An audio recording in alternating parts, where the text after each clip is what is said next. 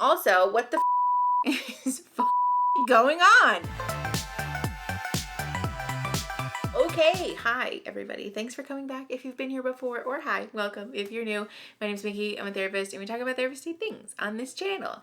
Today, we are doing a little bit of a throwback moment. For those of you who have been here since the old days, you will know that we used to make a fair amount of content about TikTok and like reacting to TikTok videos. And today we are doing kind of a similar thing, but with a bit of a twist. I, back in the day, made a video called like Therapist Reacts to TikToks I've been tagged in or something. I'll put that up here, that playlist up here. And since then, there's like one type of video that I get tagged in on TikTok, which by the way, if you don't follow me on TikTok, you should. I'll put the thing down here. But it's usually videos about BetterHelp.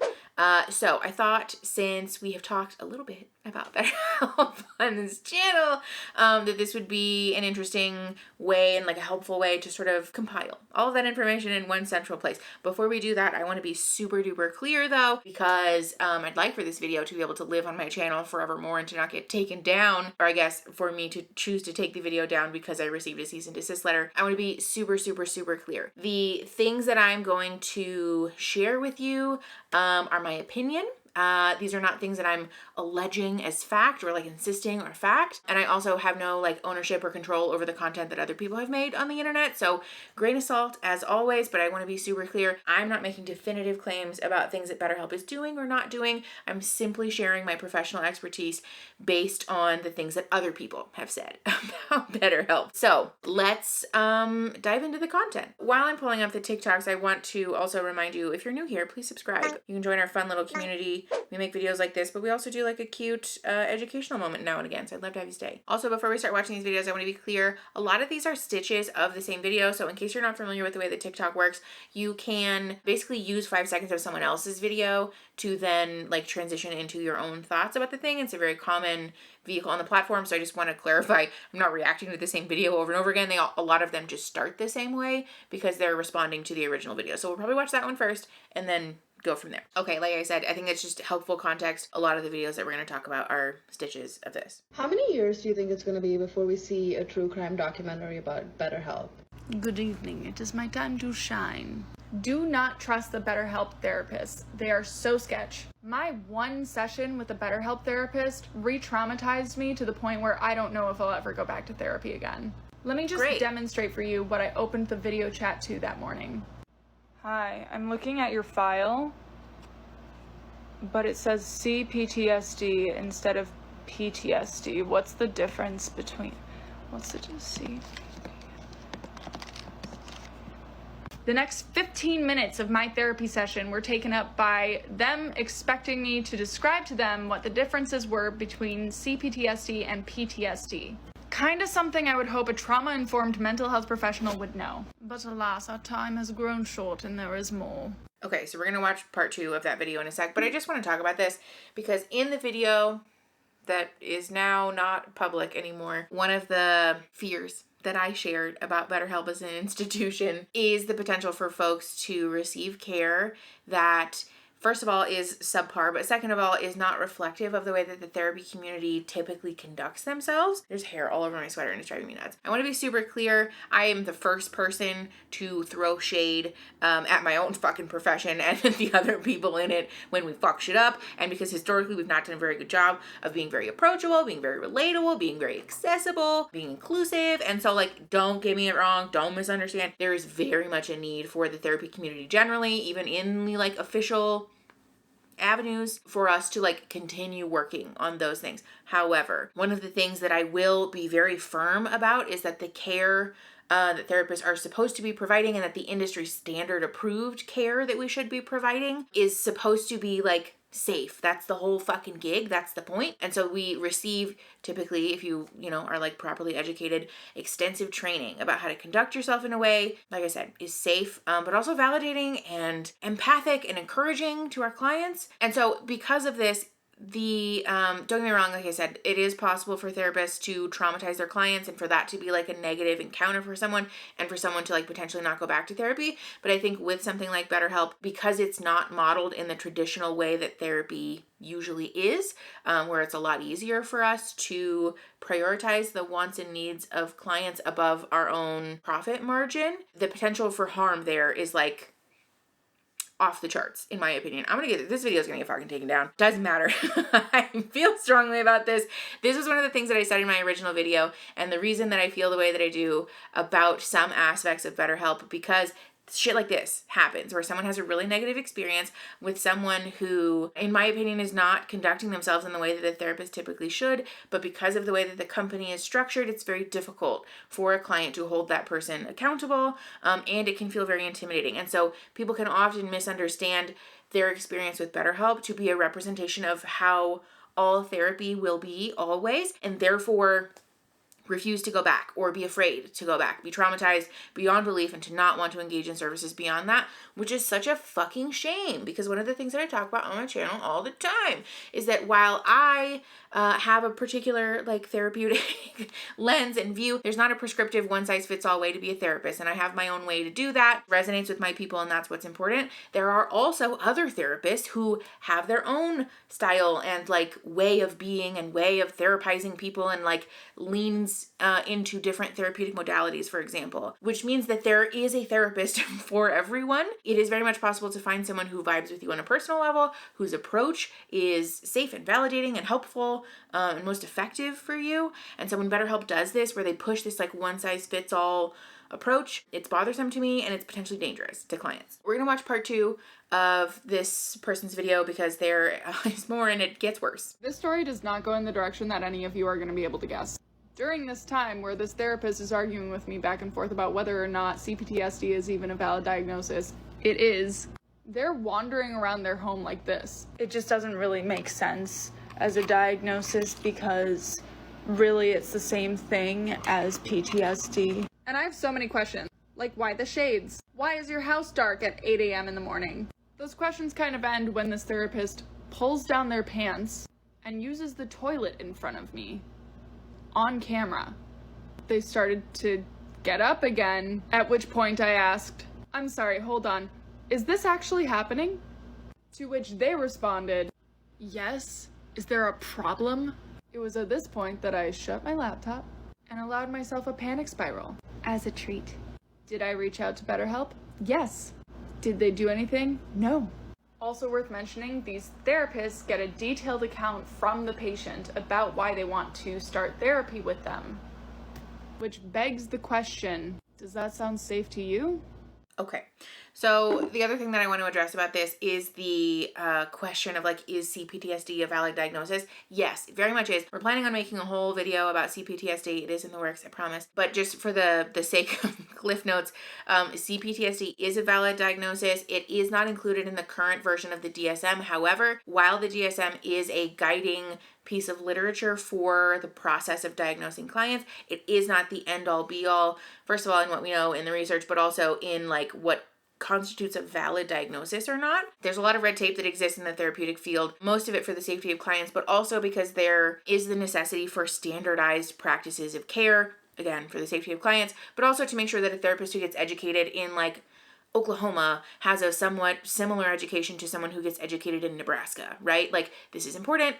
You get it. However, something that's worth noting and pointing out about the DSM is that because it is a guiding piece of literature for the field, it tends to evolve very slowly. For example, some of the criteria for certain eating disorders in the DSM is inherently fatphobic. We know that this is harmful. We also know that this is a wholly ineffective way to phrase the diagnostic criteria, and yet it hasn't been changed. This isn't because the APA, American Psychological Association, who makes the DSM, disagrees necessarily, but because it takes a very long time to evolve this piece of literature, or this like manual rather. So again, worth noting that while it is important in the field, it is not to say that just because it's not currently included doesn't mean that it's not real, doesn't mean that it's not valid, and it doesn't mean that we as therapists also shouldn't be fucking educated about what the fuck is going on in our fucking field. This is another reason that it is so critically important for therapists to be doing continued education units, but that's neither here nor there, and that's a conversation for a different day. The other thing that I want to address in this video is the like pissing and or shitting while you're on telehealth with your client. Super fucking inappropriate. I don't think that needs to be said. I think most people are aware that that's a fucking problem, but this is what I'm talking about, where this potential for harm is relatively high, especially because when therapists who work in private practice or work through other means conduct telehealth sessions, there's either like a guiding or governing body, like in the case of a community mental health agency who's doing regular trainings about the rules and mores and ethics of these things, but also there are not like contracts necessarily, but forms and things that clients need to sign in order to participate in telehealth, depending on what state you're in. This is for the United States, by the way. I don't know dick all about therapy in Europe or other countries, sorry. But there is paperwork usually that has to be put on file where clients and therapists are both agreeing to the norms and like the expectations for engaging in telehealth. This is not necessarily the case. It might be, but it's not necessarily always the case for apps like BetterHelp, because it's different, because it's not the same as the clinical psychotherapy that you're going to receive from the community mental health agency in your local town, or from a therapist who works in private practice that you found on Therapy Den, for example. This is a really important distinction for us to draw, because when someone is harmed by the behavior of a therapist on BetterHelp, it's important, to me at least, that not be used as an example of the way that the field generally conducts itself. I think you would struggle to find like a Joe Schmo therapist on the street who would say like, oh no, it's totally fine for me to piss in front of my client while we're on a call, let alone be wearing the sunglasses and be like in a dark, like it's weird. I think also too, for what it's worth, as a general PSA, whether you're a therapist or a client, some people do perceive telehealth as a like not real version of therapy. This is not necessarily true. If we're, again, like conducting ourselves with the appropriate attitude and all of that stuff, we should be treating telehealth sessions with the same level of gravity that we do in-person sessions. And so, yes, while I do telehealth, do I wear sweatpants? Absolutely. I'm still, however, not going to be having TV on in the background, eating my lunch, looking at my cell phone, just like generally fucking off. And again, just as a PSA for the client perspective, telehealth is not an excuse to be like in a moving vehicle, for example, to be like having a telehealth session in a public place or something like that. I think that's actually a TikTok that someone tagged me in that we're probably going to address that later. But again, for what it's worth, telehealth, when done correctly using the industry standard guidelines, is far and away like a safe and reliable and effective way to participate and to conduct psychotherapy, but this is very much fucking not that. How many years do you think it's going to be before we see a true crime documentary about BetterHelp? I'm gonna say 2, because the therapists they allow on there are insane. So I tried BetterHelp like a year ago. And in my first meeting, they're like, well, what are you struggling with? And I tell them I have an anxiety disorder, a panic disorder, and I'm dealing with depression. To which he goes, I don't think you really have those disorders. It's just society's fault, because right now they're oppressing men. You can't go out and compliment a woman without becoming a sex offender. Now, I'm just gobsmacked by this. Just like, what? But he continues down this tangent. And then he goes, well, and you're also a straight white man, so of course you're the reason that everything in the world is bad. When you look at history and think about it, we're really the saviors of the world. Yeah, I closed the laptop after that, and I was done. Don't do BetterHelp. You might get matched with a white supremacist. So, okay, listen. First of all, I didn't address this in the last one because I forgot, but I want to give everybody involved, the clients in this anyways, involved, an internet high five for setting boundaries and just choosing to close the laptop and not engaging with things that are traumatizing or hurtful to you, because I don't give a fuck if somebody is a therapist or not. If they're being traumatizing to you and they're not a safe person for you to voice that boundary with, you're allowed to just fucking get out of there. This goes for in-person therapy too, for what it's worth. It's a common piece of advice that we get in school and in training to set up the furniture in your office in such a way that your client can always bolt out the door without feeling like you're physically obstructing them. This is really important. Clients should feel like they're allowed to leave or like get up or whatever to protect themselves if that's necessary. And so kudos to these people for doing that. Also, what the fuck is fucking going on? Again, I don't want to make any definitive claims about BetterHelp because I'd like for this video to be able to stay on the fucking internet. However, I will say that these types of accusations, these are like things that I'm commonly tagged in that I see a lot. And also, this is not uncommon in terms of discourse about BetterHelp on the internet. At least I personally have seen a lot of accounts from folks who have been matched with therapists that behaved in ways that felt really unsafe for them, folks describing feeling uncared for, feeling invalidated. I've heard a lot of folks speaking with doubt or with fear about the credentials of the therapist that they've interacted with on this platform. And so I think that that's worth noting. I also just want to be super clear and to like put this out there for folks who do want to be in therapy and who, you know, view BetterHelp as like or maybe in the past view BetterHelp as a viable option because it's marketed as very affordable and very convenient. Therapists do telehealth, especially after the panini. A lot of therapists had to learn how to use telehealth as a means for conducting therapy. And so it's, first of all, very common. But second of all, a lot of therapists also offer sliding fee scale services, which essentially means that the cost of your therapy can be brought down based on your income if you qualify for that. So for those of you who have financial hardship as a barrier and who also have the like physically going into the office thing as a barrier, like there are very much resources for you to find a therapist who is like cool and nice and safe and validating and well educated and a well like credentialed and like safe person while still meeting the needs and like addressing the barriers that you have. I very much disagree with the advertising tack that a lot of these online platforms have taken, which is positioning themselves as the affordable and convenient option for folks, when the reality is that there are a myriad of resources at your disposal if you want them or need them. How many years do you think it's going to be before we see a true crime documentary about BetterHelp? So I tried BetterHelp twice. I actually got a refund from them. So my first therapist was 10 minutes late to our 10-minute meeting, our first initial meeting. And then she was like, oh, wow, we don't have a lot of time. So I told her about something and it was like something traumatic for me. And she focused so much on the other people's pronouns and sexuality that like the story didn't even matter at this point. And then she kept trying to sell me her book. So I contacted them and I got a different therapist. He was also late and just completely missed our first meeting. We set a second one. He missed that one. And then he just texted like, oh man, I'm so sorry. I was at my other job. And I was just like, what the Okay. This is what I'm saying. I have many of these videos. I do want to address this though, because a lot of people are surprised to learn that the therapists on BetterHelp are also employed somewhere else. This is because BetterHelp very heavily markets themselves to therapists as a viable option for making ends meet, for potentially like starting your own business. A lot of therapists, at least in like the sort of whispers in the grapevine, like in DMs and like behind the scenes and stuff, have described it to me as feeling very MLM-y, in that like you're sort of presented with this potential for how much you can make, your ability to like be your own boss, make your own hours. Therapists have described hearing statements like this when being like solicited for this company. So worth noting. But second of all, another common complaint that folks have is feeling like their BetterHelp therapist doesn't have time for them.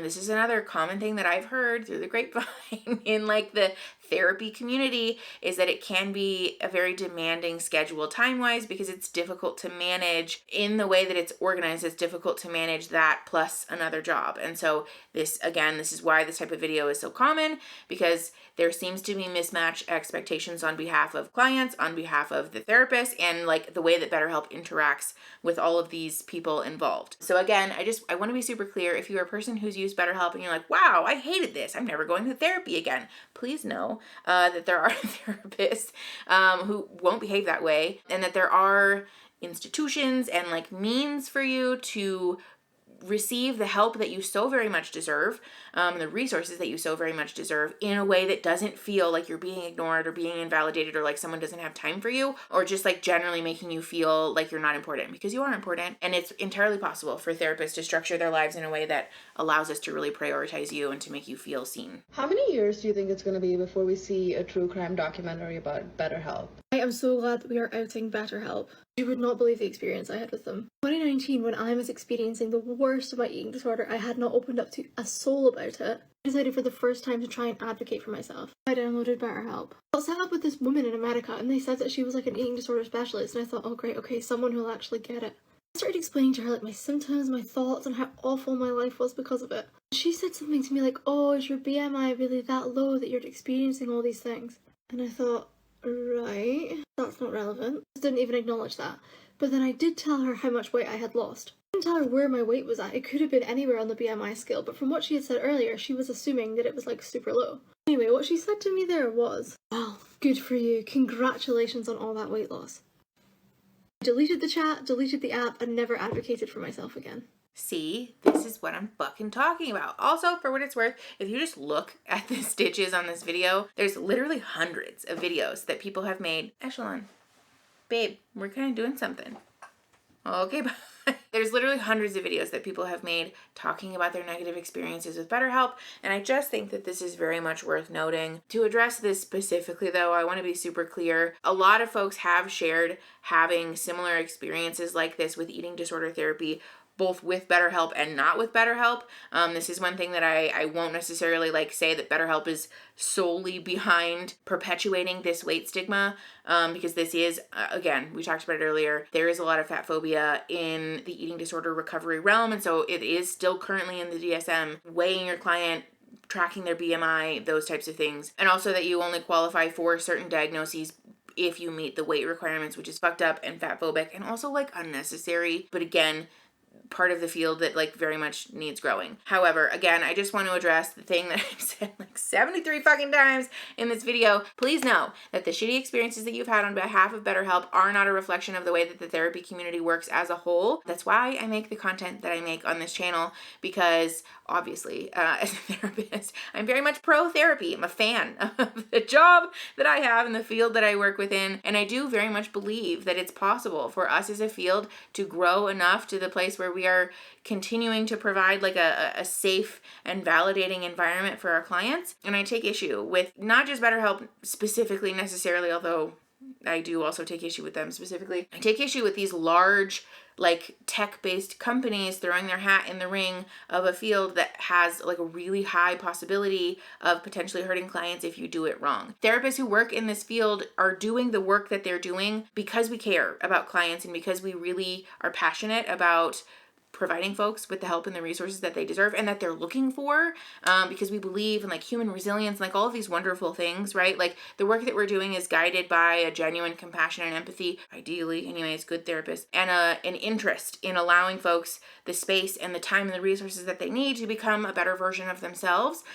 When we throw this much competing interest into the ring, I have doubts about the ability for that to function effectively, to function ethically, and to function ideally for the people involved, other than the people who own the company and make a whole shitload of money. And so, yeah, I also, just to clear up some things, because I'm sure we're going to get questions, I did have a video detailing all of my specific concerns and fears and frustrations with BetterHelp as a company specifically. Unfortunately, earlier this year? Was it last year? Was it early? I think it was earlier this year. Jesus, it's been a long year. Earlier this year, I had to private that video, or take that video down rather, because I received a cease and desist letter. And while I do sometimes enjoy channeling, sort of chaotic good energy, I'm not willing to gamble my financial future on it. So we had to private that video. I am hopeful that one day I'll be able to share with you guys more detailed descriptions of my fears, frustrations, grievances with that. But for now, this is the way that I'm able to share that content in a way that allows me to keep it on the internet. I hope. Let's hope. If you like the video, subscribe. Like I said, if you're new here, we talk about this. We also talk about educational stuff, so stick around. I'd love to have you stay and share the video to help the channel grow and to help each other grow. And I will see you guys next Saturday. Okay, bye.